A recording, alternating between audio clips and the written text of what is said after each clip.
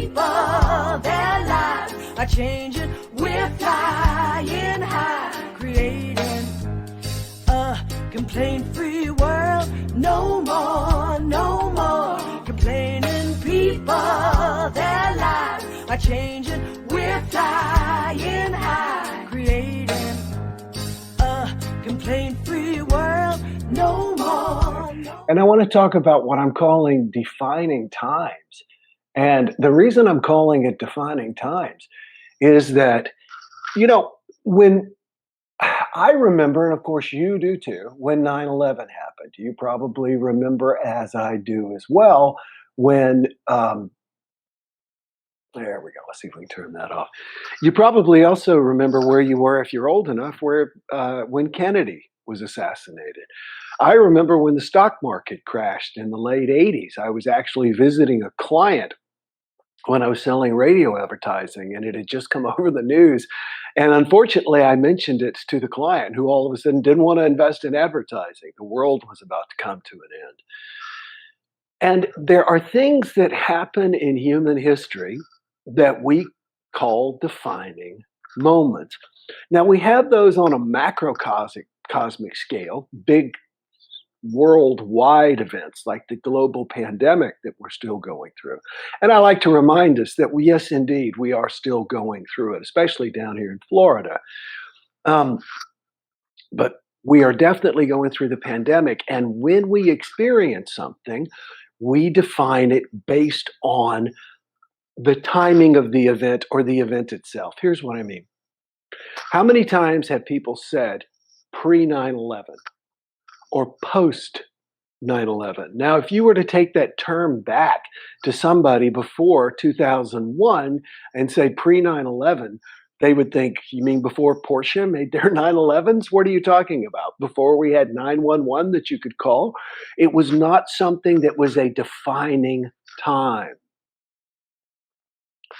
We have defining times in our lives. We have defining times when we get married. We have defining times when we join a fraternity or a sorority. We have these rituals. Human beings love this idea of, I was here and now I'm here. I was here and now I'm here. One of the things that I used to enjoy in my own mind when I did weddings, and I've done lots of weddings, enough to know that I don't really enjoy doing them. And for a number of reasons, I tend to get too emotional. There's so much going on, and anyway, don't really enjoy doing weddings. And the thing about doing a wedding, though, is that as the minister, I get to say, I now pronounce you man and wife, or you are now married, or something like that. And sometimes in my own mind, I would milk it, or sometimes I would hesitate a second. I'd go, by the statements, whatever it was I used to say. So we as human beings really appreciate this idea of going from one thing to another thing. I mean, imagine going to school for 4 years and getting your degree. And if at the end of the degree, and I know a lot of people opt for this, but simply it's mailed to you. No, no, no, no, no, no, no, no, no. We need a ritual. We need a defining moment. Before now, you were an aspiring accountant. Now you can go take your boards. And even the boards and things like that are a way of passing rituals. We always want to have these defining moments. And we're talking about the pandemic all the time. The news is, and has been, and we will continue to. But I realized the other day that our vernacular is going to change. And even in my speeches, like I did a live 90-minute speech yesterday, which was the first live 90-minute speech I've done from my studio, so I was a little uncertain, wanted to make sure it was going good, especially since the window construction guy showed up at the unit next door to mine right before I did it. And I used the term pre-COVID. Now, we're not ready to use the term post-COVID, but at some point, we're going to talk about post-COVID. So there was pre-9/11, post-9/11. Now the major defining defining statement for us will be pre-COVID and post-COVID, depending on the context in which we use it. All of this to say, all of this to say, as I was journaling yesterday, I was thinking about the COVID thing as the COVID pandemic, as if it were a novel, as if it were fiction. The other day, I was listening to a podcast about the Titanic. And for those of you who don't know it, you should look it up. There was a novel about a ship called the Titan that was the biggest ship on Earth. The novel was released a year before, 2 years before, the Titanic set sail. And it basically described a lot of what happened with the Titanic, including the striking of an iceberg. And this was a fictional book written before the Titanic was even built. Look it up. And I thought about the COVID-19 pandemic as if it were a fictional novel. And I imagined myself, this is how my brain works. I just imagined myself reading this novel and being up to the point where we are now, right? So the pandemic starts, it starts in a foreign country. And I know there was a movie, Outbreak, I think, that very similarly expresses the pandemic. But I was thinking about this idea as a novel, and that we are up to this point. So it starts off in a distant country, and then it spreads to a remote area of Washington state, and then it begins to spread, and people travel, and people say that it doesn't exist, and some people are adamant that it's a long haul, and other people don't want to look at it, et cetera, et cetera. And should you wear a mask? No, at first, says the CDC, not really going to help. Then absolutely, you got to wear a mask. And the politics and the deaths and the nonsense, all of this would make an incredible novel. And here we are. I've been doing these Jumpstarts live for 13 and a half months now because of the pandemic.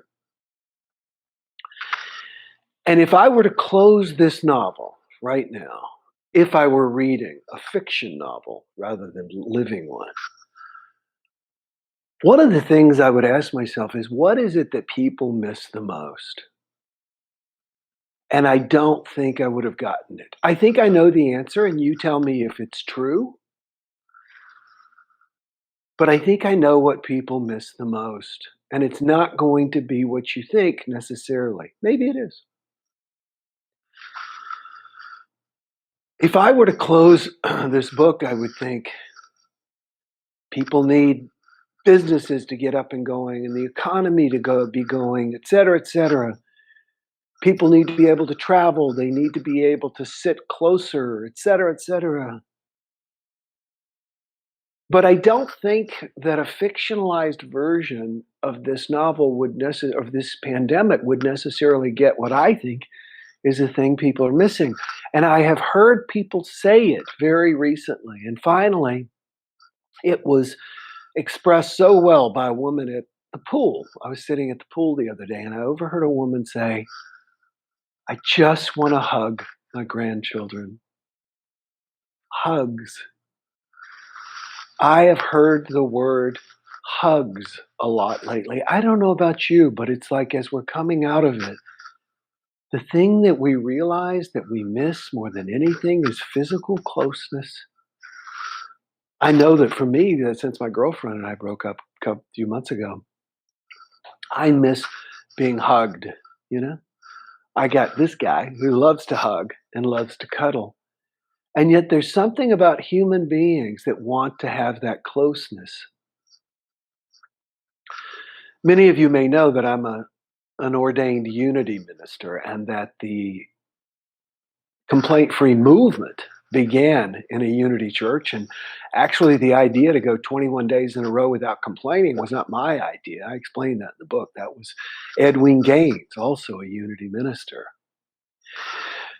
The interesting thing I have found about unity churches is that everybody hugs everybody all the time. It was hard to become a minister at a unity church because I had a staff of three, me and two others that I saw on a daily basis. And I always felt this need to hug these people because if I saw them on Sunday, they would hug me. And I could tell the same, okay, well, I saw you this morning. Do I hug you tonight at the meeting while I'm hugging everybody else? And I think along with Unity's message of positivity, and a lot of people say, what's the number one thing takeaway you get from going to a Unity church? By the way, Unity is a non-proselytizing religion, so I'm not trying to encourage you to attend a Unity church. When people do, what they discover is that the idea is God's not mad at you, basically. God loves you and adores you and thinks you're awesome. That's kind of the main takeaway. And God would hug you right now. And so unity churches are filled with hugs, hugs, hugs, hugs, hugs, hugs, hugs. And I know for myself, if I could have one thing right now, I wish my daughter would be here and I would give her a great big hug. And so I wanted to come full circle here and I wanted to talk to you about hugs. And one of the things I've discovered with this little adorable little beast back here that, by the way, he's with me like this all the time. I don't put him there. If I get up right now, he will not only follow behind me, he will keep his nose on my right calf to let me know he is with me so I don't stop or turn around.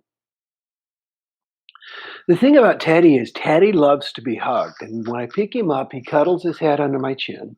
And if I continue to hold him, he will literally put a paw on each shoulder and pull me to him. And at some point, if I hold him long enough, I can feel his heartbeat. And I think he can feel mine. And I wrote about this in one of my books. It's like we syncopate. It's like our hearts begin to beat in time. And it's at that moment that we truly, truly connect with people. And that's why people are drawn to hugging. And that's why I think that is the number one thing that the pandemic has taken away from us. And I think in the future, I think we'll realize that even more. And I think that the psychological long-term effects of this are going to be, because we are psychosomatic beings, psyche, soma, mind, body. I think that the long-term effects are going to be greatly impacted. Our bodies were not touched enough, hugged enough. And so if you're not alone, if you happen to be with your children, if you happen to be with another human being or an adult,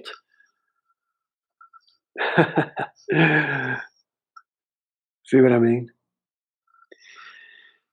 Then today I want to invite you to understand and to realize how lucky you are. Because there's a lot of us out here who are still quarantined by ourselves, can't hug, can't be hugged. So be sure and give yourself a hug. If you're one of the people like me, find a dog, a cat, somewhere when you're walking to hug. I share Teddy with people all the time when we're walking. He just heard something and barked.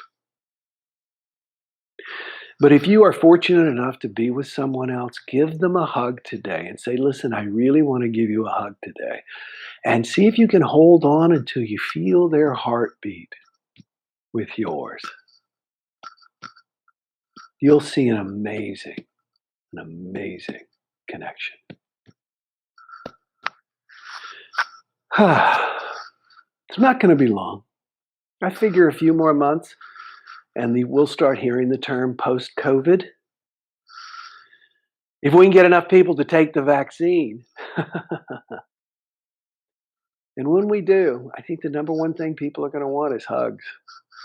I know there's a Unity church in Miami, and I plan to attend. And I think as much as anything, I plan to go for the message, but also to hug people. So wherever you are right now, I'm sending you out a great big hug. And I want you to take in that possibly, at least from my perspective, the number one thing out of all the things, if we were to project what would happen during a pandemic, right? When everybody is shut down, we miss hugging other people. So don't take it for granted. I'll tell you one thing. I was about to say one damn thing, so I might as well say it that way. My dad used to say it that way. I'll tell you one damn thing. Having gone to Africa and spent a couple of weeks there helping to build a hospital and seeing how precious water is, especially safe drinking water, watching water left turned on, fresh water, just still to this day, 10, 15 years later, just drives me crazy. I hope we appreciate hugs in the future so much that we never develop hedonic adaptation to where I could hug you or not. Let's get physically close and hug the people that are important to us. And because I said the people who are important to us, now is your opportunity to click share, and I won't get to know that you shared until you type the word share into the comment section. So please do that. And soon I hope to have everything set up. Oh, I saw one down here from David. I don't want to comment on that. It's a good one. You'll see in just a second. Let's see. It says, I am grateful for dreams, sleeping dreams, and aspirational dreams. Isn't it wonderful? Sometimes when you wake up from a great dream and you're in a good mood because something good's already happened while you were sleeping. Grateful for Post-it notes. They try to keep me organized. Heather, I hope they try harder. Grateful for great friends, says our birthday girl, Willow. Drink water. That's awesome. Yes, it seems like a never-ending movie, says Tina. It really does. However, it doesn't seem never-ending to me. We need to focus on the fact that it does. I've been listening to a podcast for many months, haven't listened in a while, actually, though, called Coronavirus, Fact versus Fiction. And boy, has it helped me stay contextualized and see when things were truly like this, and now they're getting better. I remember when the Challenger exploded. Oh my gosh, yes, absolutely. These are defining moments. Dominic and Juanita's day, terrific Thursday. Jumpstarters, 47 degrees in New Berlin. Grateful for a good cup of coffee and hanging out with all of y'all. Yeah, I was texting with my literary agent this morning and said, hey man, I'm trying to do my taxes and I lost the form you sent me. He said, let me finish my coffee first. And I said, oh, sure, of course. Michelle Bland, good morning from South Carolina. Grateful for a beautiful sunrise in Georgia. Well, what are you, bi-stating right now? Grateful to be on the team going home after a long day at work. Christelle, that is awesome. On the tram, I get it, on the tram. Christelle, it's always great to see that you're here with us. Linda says grandkids from 4 to 11 years are well versed in coronavirus and mask wearing. They will always remember. I know. Think about that. Children who are going through the defining moments in their lives. David says hi from New York City. Good morning, cousin, says Lynn. I always worry about when Lynn says good morning, cousin, and then says family is toxic. I think maybe we need to talk. She might be mad at me. Missing hugs is major, says Ananda, who has lost a couple of kilos. Dave says, yeah, this is what I want to say.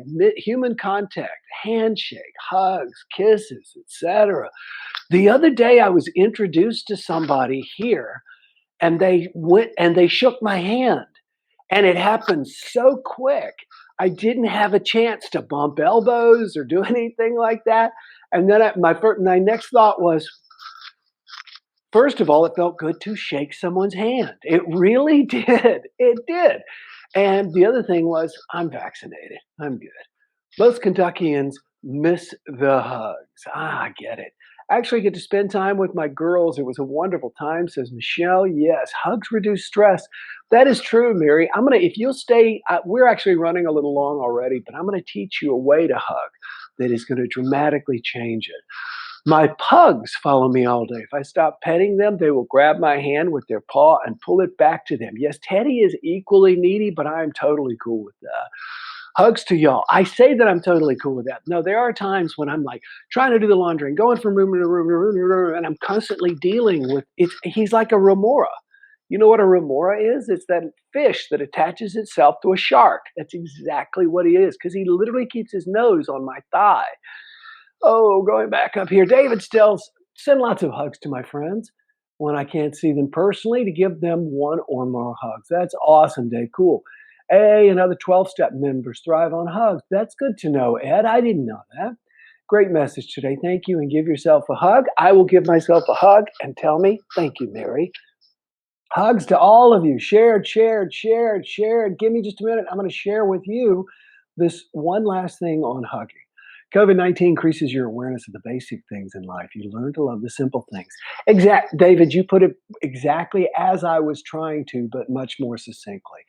Christy says, shared, grateful to be vaccinated and to not be scared to hug. Virtual hugs to you. Thank you, Christy. I'll take it. Grateful for the beautiful morning from Johnson City, Tennessee. You guys are awesome. Consider this shared, says David. You are the man. David says, the Beatles says, I want to hold your hand, hand, hand. Yeah. And Larry Norman wrote a song that said, the Beatles said, all we need is love. And then they broke up. All right, real quick. The great Buddhist monk, Thich Nhat Hanh, the Vietnamese Buddhist monk, was raised without hugs. When he reached adulthood, he began to be hugged all the time because he was speaking, he was around people, and it literally drove him into panic. So he developed a 3-step system for hugging. And if you go back through my Jumpstarts, I've done another one on it. And my Complaint-Free Relationships talks about this. But just real quick, the idea is you go and you hug someone. First, as if you have been gone for, I don't know if I can do this without tearing up. You do it as if you have been gone for a very long time, possibly the thought being that you may never return, and yet here you are, and you are hugging that person. Then you hug that same person again with the idea of they have been gone for a long time, possibly never thinking you would ever see them again, and then you hug them as if this is your opportunity to see them. And then lastly, you give a really great hug, giving thanks that neither of those previous hugs are true and that you are there together. I absolutely love that. That a man who was afraid of hugs came up with such a beautiful, beautiful way to connect with other people. David says, yes, vaccination was much easier than I thought. The worry was gone the moment the needle went in. Yeah, I felt the same way. Sending out prayers to my buddy, Bill Hammond. Bill Hammond is still sick after a week from getting his shot. What a wonderful hug practice to try. Yes, hug as if you have been gone forever and you finally get to hug that person. Then hug them as if they have been gone forever, possibly indefinitely. And you do indeed get to hug them. And hug them that neither of those previous hugs were true and that you're together. I send you all virtual hugs. And I'm grateful that I have the opportunity to do that. Hey, look who's with us today. That's Denise Bazart, who spoke with us yesterday. Be sure and check out her book, Thriving After Sexual Abuse. Next dose next Sunday. Can't wait, says Ed. I get it. All right, love you, everybody. Take good care, and I will see you tomorrow. Make sure you hug somebody for me today, would you? Bye-bye. No more complaining people. Their lives are changing. We're flying high, creating a complaint-free world. No more complaining people. Their lives are changing. We're flying high, creating a complaint-free world. No more.